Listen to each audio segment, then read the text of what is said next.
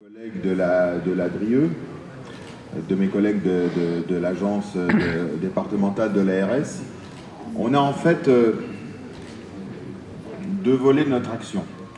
On a le volet réglementaire. Vous savez qu'en France, tout se termine quelque part par un arrêté préfectoral, je plaisante, mais c'est un peu ça.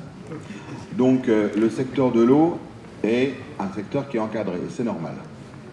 En Seine-et-Marne, c'est quand même 4000 km de cours d'eau. C'est plus que dans le reste de l'Île-de-France, c'est plus que dans la Marne, etc. C'est 1 300 000 personnes qui boivent de l'eau, qui doit être propre. Et c'est des ressources qui sont des ressources non seulement pour la Seine-et-Marne, mais pour l'ensemble de l'Île-de-France. La nappe de calcaire de Champigny est une nappe qui est exploitée, on l'a bien vu, pour l'alimentation en eau de Paris, mais également pour l'alimentation en eau de la Petite Couronne.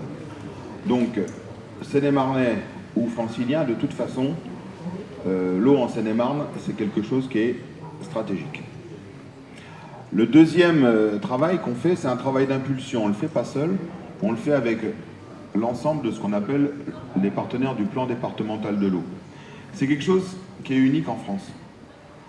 C'est le seul département où il y a une entente, un programme fédérateur qui regroupe le département, la collectivité locale, département, le conseil départemental, qui regroupe l'agence de l'eau, qui regroupe la chambre d'agriculture, qui regroupe la chambre de commerce et d'industrie, qui regroupe l'ARS, qui regroupe l'union des maires et des présidents d'Interco, et vous savez que c'est important, la compétence eau est une compétence Interco, et l'État.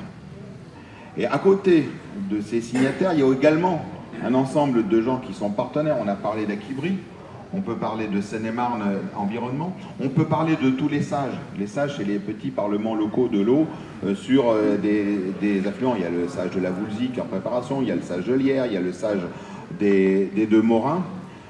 Et tout ça fait qu'il y a une communauté, une fédération des acteurs de l'eau en Seine-et-Marne qui essaie d'avancer pour que l'eau soit de meilleure qualité, pour que les ressources en eau soient gérées de manière pérenne et pour que les milieux aquatiques et humides soient préservés. Et tout ça, pour qu'on arrête, on a encore 60 000 personnes qui consomment de l'eau qui n'est pas tout à fait aux normes en Seine-et-Marne. Et enfin, je crois que le troisième point sur lequel il faut qu'on insiste, c'est la dimension pédagogique. On ne fait pas ça pour nous. Quand je nous vois, on n'est pas, sauf toi bien sûr, on est quand même des gens qui sont plutôt, qui ont fait des enfants et c'est à eux que cette exposition s'adresse.